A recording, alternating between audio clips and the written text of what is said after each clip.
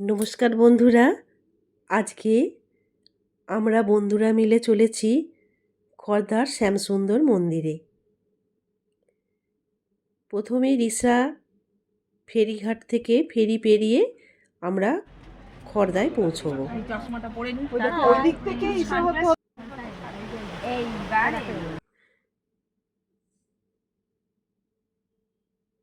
আর এই সময় আমরা যখন ফেরি পার হচ্ছিলাম, গঙ্গায় বান এসেছিল, তাই ফেরিটা একটু বন্ধ ছিল। তার কিছুক্ষণ পরেই সময় মতো ফেরি ছাড়লো আর আমরা শ্যামসুন্দর মন্দিরের উদ্দেশ্যে রওনা দিলাম। এই শ্যামসুন্দর মন্দির সম্পর্কে অনেক কিছু তথ্য আছে, তবে কিছু তথ্য সম্পর্কে আজ আমি আপনাদের বলবো। নবাব প্রাসাদের পাথর থেকে শ্যামসুন্দর কৃষ্ণ বিগ্রহ তৈরি ও প্রতিষ্ঠার দৈবাদেশ পেয়েছিলেন বীরভদ্র গোস্বামী। তার পাথর উদ্ধারের কাহিনী আজ কিংবদন্তি। তবে ওই কোষ্ঠী পাথর থেকে শ্যামসুন্দর একা নন, আকনার বল্লভজিউ এবং সাইবোনার নন্দদুলালেরও মূর্তি তৈরি হয়। বহুকাল আগে খড়দহ এখন লোকমুখে খড়দা নামে পরিচিত। আমরা ফেরি পেরিয়ে পৌঁছে গেলাম খড়দাতে।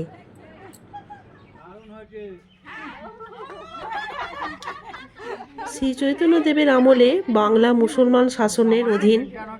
একদিকে ব্রাহ্মণদের অহংকার, অন্যদিকে নিচু জাতির দুরবস্থা দেখে ব্যাকুল হয়েছিলেন শ্রীচৈতন্য। তার সহজ সরল নামে ভেসে গেলেন ব্রাহ্মণ থেকে চণ্ডাল। তবে খড়দার খ্যাতি প্রধানত শ্রী শ্রী রাধা ও শ্যামসুন্দর বিগ্রহকে কেন্দ্র করেই। ঐতিহাসিক রাধা শ্যামসুন্দর মন্দির প্রতিষ্ঠাকে ঘিরে ঘটেছিল ধর্মবিপ্লব। সেই শ্যামসুন্দর মন্দিরের নিকটে কুঞ্জবাটি, এই কুঞ্জবাটিতেই জন্ম নিয়েছিলেন বীরভদ্র।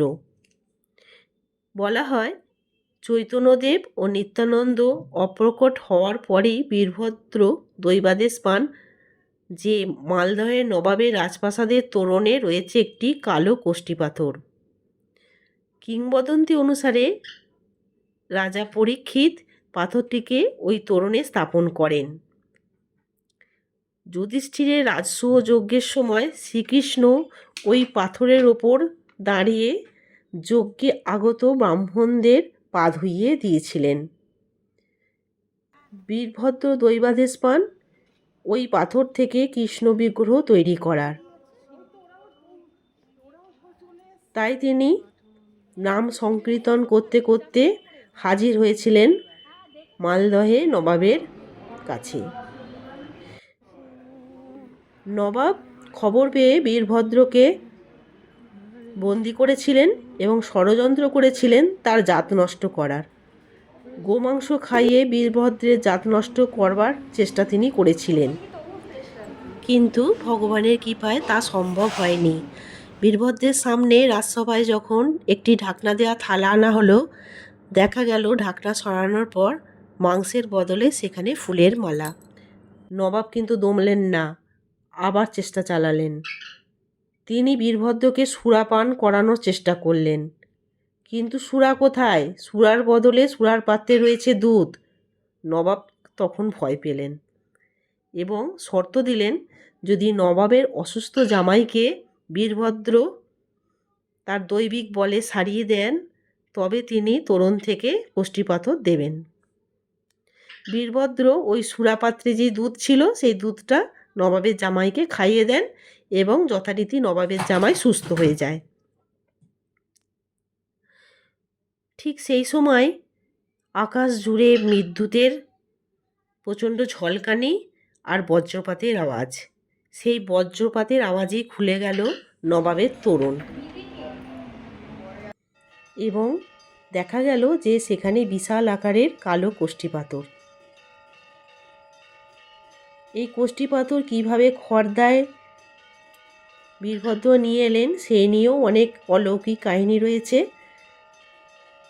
বীরভদ্র পাথরটিকে খড়ে জড়িয়ে গঙ্গায় ভাসিয়ে বলেন, প্রভু তুমি খড়দহে যাও, খড়দহে আমি পৌঁছে তোমাকে উদ্ধার করব। যথারীতি পাথরটি ভেসে ভেসে খড়দহে এসে পৌঁছায় এবং বীরভদ্র পাথরটিকে সংগ্রহ করেন।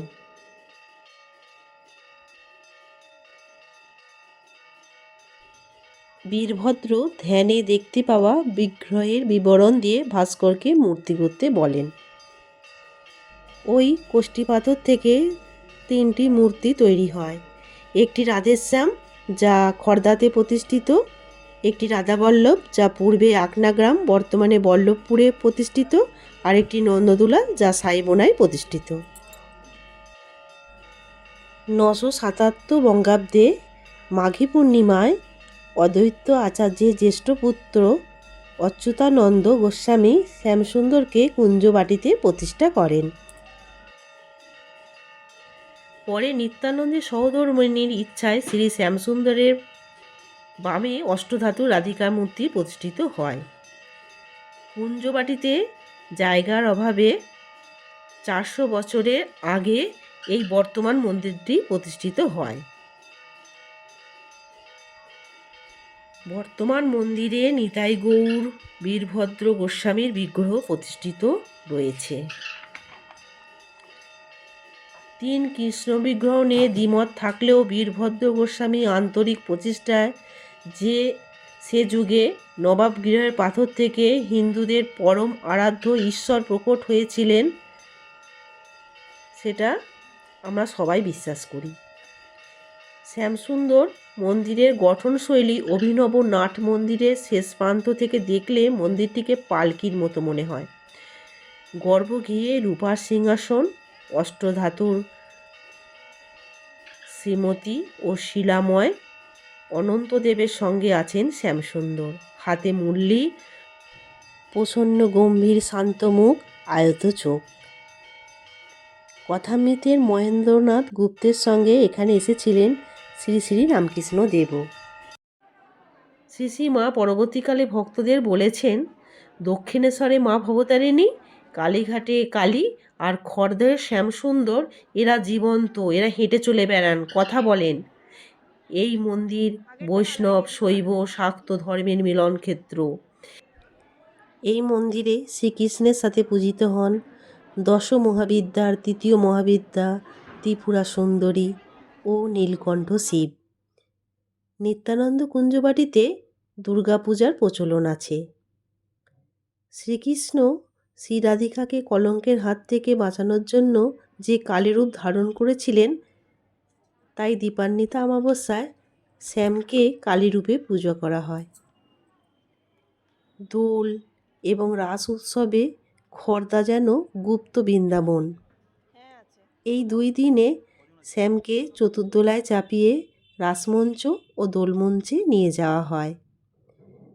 রাসের শেষ দিনে খিচুড়ি লুট উৎসব হয়।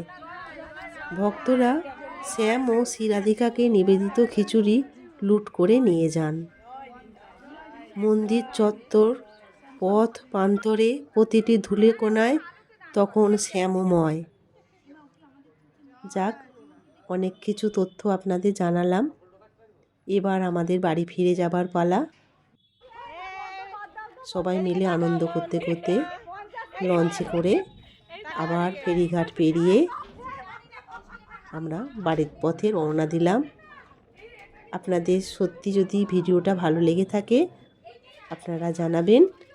আপনারা ভালো থাকবেন, সুস্থ থাকবেন ও আগামী দিনগুলো খুব আনন্দের সঙ্গে কাটাবেন। নমস্কার।